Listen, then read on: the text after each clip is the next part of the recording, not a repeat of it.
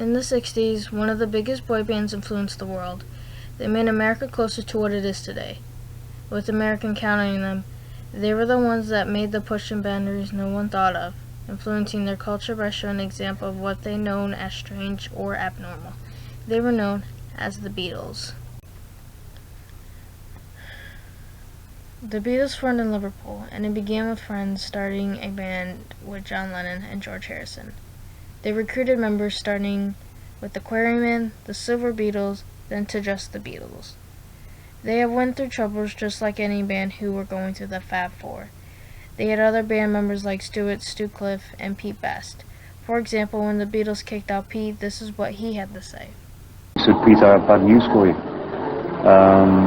Said the boys want you out, and it's already been arranged that Ringo will join the band on Saturday."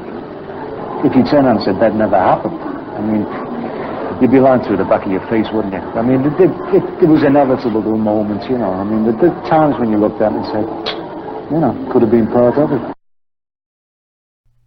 The 7th of February, 1964, the Beatles arrived in New York, receiving many attention from many girls. To get the Beatles out and around America, their managers used the snowball effect, starting little by little, spreading good things about them, selling merchandise, which made people excited, and slowly leading them up to the whole nation watching them on the Ed Sullivan Show. America had standards and boundaries no one would dare to cross. Everyone had the same idea of normal or how things were done. Beatles entering America made the history that time until the present day. They did what no other person would do since it wasn't normals. Beatles had the long hair, didn't listen to other people, and did what they felt was right. Coming from Britain was unheard of. But when the Beatles left, they weren't allowed back in the U.S. because of the immigration laws they broke. Many fans and people were very displeased with this, and they rioted it at the government, wanting them to let them come back. Many teenage girls wrote petitions and letters to the government saying that it wasn't right, that they needed them. For example, Bonnie wrote a letter to the government saying this wasn't right and that they were a big influence on them.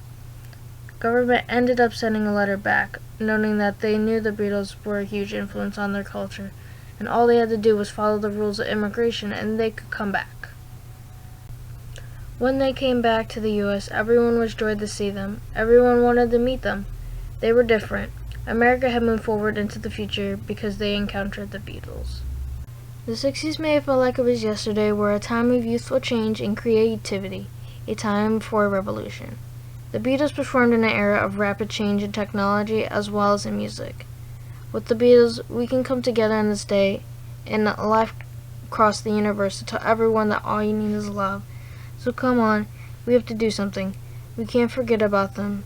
Don't let me down, because I know in my lifetime I will not forget them. From Strawberry Fields Forever to Yellow Submarine, we can't let it be forgotten. Here comes the sun with blackbirds hovering over it, which makes it dark.